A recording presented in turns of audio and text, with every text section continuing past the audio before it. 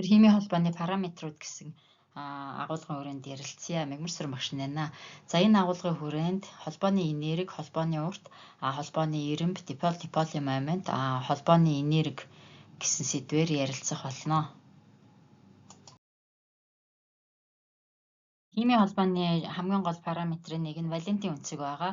За жишээлбэл энэ борын атом маань фтортой ингэж холбогдсон байна тий.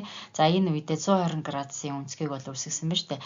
За өөрөөр хэлбэл химийн холбоогоор холбогдсон атомуудын төвийг дайрсан шулууны хооронд үүсэх үнцгийг нь валентийн үнцэг гэж ярьдаг бахнэ. За энэ фосфор, фтор 3 гэсэн молекулыг туршлан үзүүлсэн байна тий. Тэгвэл фосфор болон фторын молекулууд хоорондоо холбогдсон энэ хүү химийн холбооны үед үүсэж байгаа үнцэг нь 96 градус байна. За гэх мэтчлэнгээр валентийн үнцгийг тодорхойлох нэ. За цахим хичээлийн захиалга авах холбогдохыг хүсвэл 9813 3311 дугаараар холбогдож болно. За химийн холбооны дараагийн параметр нь холбооны урт байгаа. За энэ дээр хлорын молекулыг туршлан үзүүлсэн байна. За химийн холбоогоор холбогдсон атомуудын цөмүүдийн хоорондын зайг нь холбооны урт гэж нэрлэдэг байна. За тэгвэл энэ цөмийн хоорондын зайны хагастай тэнцвийн хэмжигдэхүүнийг тухайн атомын ковалентийн радиус гэж нэрлэдэг. За жишээлбэл энэ дээр зарим металл бишүүдийн ковалент радиусыг пикометр гэсэн хэмжигдэхүүнээр харуулсан байна. За борын ковалент радиус нь 88, нүүрс төрөгчийг 77, цахиурих 117, хүчил төрөгчийг 66 пикометр гэх мэтчлэн байна тий. За энд нэг жишээ авч үзье. Хэрвээ хлор холбооны урт нь 198 пикометр бол хлорын атомын ковалентийн радиусыг олоо гэдгсэн байна. За холбооны урт маань хоёр атомын төв хоорондын зай учраас түүнийг хоёрт хуваахад ковалентийн радиус нь гарч байна. Өөрөөр хэлбэл 99 пикометр болж таарах нь тий. За тэгтэл энэ лавлахын утгатай бол тохирч байгаа болох нь харагдаж байна. За дараагийн жишээн дээр хлор С болон хлорын холбооны уртыг тодорхойлоо гэдгсэн байна тий. За тэгвэл нүүрс төрөгчийн ковалентийн радиус нь 77 байгаа тийм үү. За хлорын ковалент радиус нь 99 байгаа. Тэгвэл 77 дээр 99 пикометрийг нэмээд энэхүү холбооны урт нь 176 пикометр болох нэ. Гуравдугаар параметр нь холбооны ирэмб гэдэг ойлголт байна. За энэ холбогдож байгаа атомуудын дунд үүссэн хос электроны тоог холбооны ирэмб гэж нэрлэдэг байгаа. За жишээлбэл нүүрс төрөгчийн атомтай энэ дан холбоогоор холбогдсон байна тий. Тэгэхээр энд холбооны ирэмб нь нэгдүгээр ирэмб буюу энэ үеийн холбооны урт нь 154 пикометр байдаг бахнэ. За нүүрс төрөгчийн атомтай давхар холбоогоор холбогдсон буюу хоёр хос ковалентийн холбоог үзүүлсэн байна тий. За энэ үед холбооны ирэмб маань хоёртой тэнцүү. За энэ холбооны урт нь 134 пикометр болох нь байна. За тэгвэл өмнөхөөсөө арай буурж байгаа болох нь харагдаж байна тий. За дараа нь нүүрс төрөгчийн атом маань нөгөө нүүрс төрөгчийн атомтойгоо 3 хос ковалент холбоогоор холбогдсон болох нь харагдаж байна тий. За холбооны ирэмб маань 3 дугаар ирэмб болох нэ. За холбооны урт өшөө 120 пикометр болж байна тийм үү. За эндээс ингээ харахаар холбооны ирэмб өсөх тусам холбооны урт богиносож байгаа болох нь харагдаж байна. За химийн цахим хичээлийн захиалга авах утас 9813 3311 байгаа. Та бүхэн дуртай сэдвээрээ захиалга өгч болно. Хамтран ажиллахад таатай ах болно. Дараагийн нэг чухал ойлголт нь диполийн момент, диполийн урт гэсэн ойлголт байна тийм ээ. Диполыг ер нь μ усгээр бол тэмдэглэдэг байгаа. Уртыг нь R усгээр тэмдэглэнэ. За өөрөөр хэлбэл бие биенээсээ тодорхой зайд оршсон хэмжээгээрээ ижил цэнгээрээ эсрэг ийм системийг дипол гэж бол нэрлэдэг байна. За энд жишээлбэл H фторын молекулыг бол харуулсан байна тий. Дундын хос электроныг фтор өөртөө хүчтэй татаад хасах цэнэгтэй болсон байна. Ус төрөгч харин дундын хос электроноо фтор руу бараг алдаж байгаа учраас дельта нэмэх буюу нэмэх цэнгийн илрэл илүүдэл харагдаж байна. За тэгвэл энэ молекулд үүсэж байгаа диполыг ус төрөгчөөс фтор руу чиглэсэн гэж ингэж зурж тэмдэглэх нь байна. За өөрөөр хэлбэл нэмэх хасах цэнгүүдийн хүндийн төвийн хоорондын зайгийн диполын урт гэж нэрлэж байна. За үүнийг R усгээр бол тэмдэглэж байна тийм ээ. За тэгвэл диполыг тоо хэмжээгээр тодорхойлохын тулд түүнийг моментоор нь хэмждэг. Моментыг нь μ гэж бол тодорхойлно. За энэ нь нь хоорондын зайг нь цэнгээр нь үржүүлсэн үржүүртэй тэнцүү. За диполийн моментын нэгжийг бол debye гэж илэрхийлдэг байгаа. Өөрөөр хэлбэл 1 debye нь 334-ыг үржих нь 10-ын хасах 30 км хэмжээтэй байдаг байна. За тухайн нөгөө молекул дах диполыг бол бодож үзсний үндсэн дээр химийн холбоог бол ковалент холбоо байна уу, ионы холбоо байна уу гэдгийг тодорхойлох боломжтой. За жишээлбэл ковалент холбооны үед молекулын диполийн момент нь 0-4 debye байдаг бол ионы холбоотой нэгдлүүдэд 4-өөс 11 debye байдаг байна. Шулуурын молекул нь туйлын молекул байгаа тийм үү. За тэгэхээр энэ диполийн момент үүссэн байгаа. За А шулуурын молекулын холбооны урт нь 100-ны 27 ангстрем гинэ. Диполийн момент нь 100-ны 8 debye байсан гэж байна. За цэнэгийн тоо хэмжээг кулон болон электрон вольтоор илэрхийлээ гэсэн байна тий.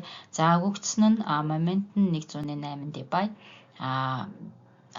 Диполийн радиус нь 100-ны 27 ангстрем байх нэ.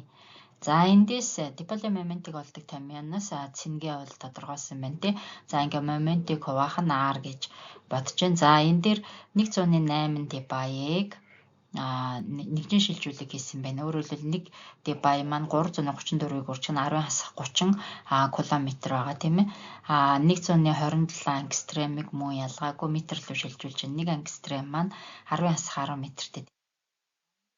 Цэнэгүүдийг хураахаар ангстремүүд хураагдчихна, debyeуд хураагдчихна. За метрүүд хураагдаад кулон гэсэн цэнэг үлдчихэв. За өөрөөр хэлбэл 284-ийг үржих нь 10-ын хасах 20 кулон байна. За 1 электрон вольт маань 1.6-г үржих нь 10-ын хасах 19 кулон байгаа тийм ээ. За тэгвэл 284-ийг үржих нь 10-ын хасах 20 кулон маань хичнээн электрон вольт вэ гэдгээ бодож гаргасан байна. За инхээр тэг 1178 электрон вольт болж байна. Илэрхийлдэг дараагийн параметр нь холбооны энерги байна тийм ээ. За холбооны энергийг лавлахууд дээр өгсөн байдаг. За жишээлбэл фторын молекул дах химийн холбооны энерги 159 кJ моль нь устөрөгчийн молекул дах H холбооны энерги 435 кJ моль ах нэ. За азотын молекул дах N холбооны энерги 940 кJ моль байна. За энэ нь хамгийн бат бөх болох нь эдгээр жишээнүүдээс харагдчихэв. За химийн холбоо үүсэх үеийн энергийг энтальпигаар нь илэрхийлэхдээ хасах утгатай илэрхийлдэг байгаа. Харин химийн холбоог таслахад гаднаас энерги зарцуулагддаг. За энэнийг задарлын энерги гэж нэрлэдэг. За химийн холбоо үүсэх буюу задарлын энерги нь хоорондоо тун утгаараа тэнцүү тэмдгэрийн эсрэг байдаг. Тэр нэг жишээ харагдаж байна. Дараах урвалыг ашиглан CH холбооны энергийг тооцоолоо гэсэн байна. За энэ метан хий төлөвтэй метан уралд ороод хий төлөвтэй нүүрс төрөгч болон ус төрөгчийн 4 атомыг бол үүсгэж байна тий. За энэхүү урвалын үеийн энтальпи нь 1662 кJ моль гэж өгөгдсөн байна. Өөрөөр хэлбэл задарлын энерги нь өгөгдсөн байна шүү дээ. За метаны молекулыг дэлгэрэнгүй байдлаар зурж үзүүлсэн байна. За ингээд CH холбоонууд хоорондоо тэнцүү эквивалент шин чанартай байгаа. За тэгвэл энэ нийт холбооны энергийг нь 4 хуваахад 1 ширхэг CH холбооны энерги гарч байна. За энэ 416 кJ болсон байна. За химийн холбооны энергийг ашиглан дараах урвалын энтальпиг тооцоолоорой гэсэн жишээ байна тийм үү. За энэ мэтчлэнгээр цахим хичээлийн захиалга авах утас 98133311 та өөрийнхөө сонирхсан сэдвээр химийн хичээлүүдийг захиалж болно. Бодохоос өмнө энэхүү лавлах дээр өгөгдсөн таблицтай танилцъя. За энэ дан холбооны энергийг кJ моль гэсэн нэгжээр өгсөн байна. Энд бол давхар холбооны энергийг кJ молиор бол илэрхийлсэн байна. За жишээлбэл H холбооны задарлын энерги нь 432 кJ моль гэдэг бахан нэ тий. За нүүрс төрөгчтэйгээ холбогдсон дан холбооны энерги буюу энэ нь 346 кJ моль ах нэ. За давхар холбооноос авч үзье. Нүүрс төрөгчийн хоорондын давхар холбоо нь 602 кJ моль энергитэй байсан байна. За нүүрс төрөгч азоттой хорьсон холбоогоор холбогдсон тохиолдолд 615 кJ гэх мэтчлэнгээр энэ давхар холбоонуудын энергийг өгсөн байна. За бидний жишээн дээр бол хий байдалтай метан маань хий байдалтай холоортой урвалд ороод тий моно холоорт метан H холоор хий байдалтайгаар үүсгэх нь. За тэгвэл эндээс тодорхой утгуудаа сонгож авнаа. Таны молекул маань холоортой урвалд орох үеийн урлагийн тэгтгэл болон энд бөмбөлгөн диаграмаар бол илэрхийлэн үзүүлсэн байна. За энд дэлгэрэнгүй томьёогоор үзүүлсэн байна. За метан маань холоортой урвалд орсон байна тийм ээ. За тэгэхэд монометил, монохолоор метан, H холоор бол үүссэн болох нь харагдаж байна тийм. За тэгвэл энэхүү урвалын үеийн энтальпийн өөрчлөлтийг бодохдоо за CH холоор холоор гэсэн химийн холбоогоор солигдсон байна. За холоор гэдэг химийн холбоо нь H холоор бол өөрчлөгдсөн байна тий. За тэгвэл нь штэ тий. Анхны энд байсан химийн холбоонуудынхаа нийлбэрийг авч үзэж байна.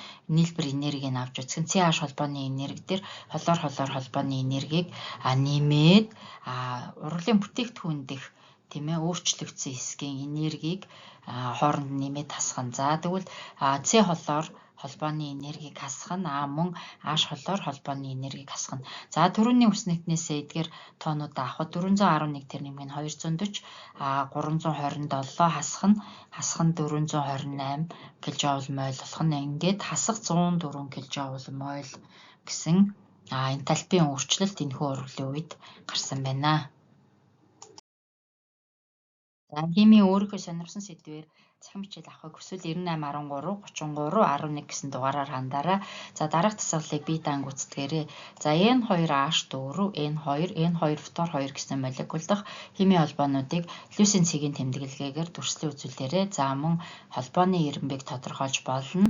За эдгээрийн аль молекулд нь N холбооны урт хамгийн их эсвэл богино байгааг тодорхойлоорой. За хамтран ажилласанд баярлалаа. Анхаарал хандуулсанд баярлалаа.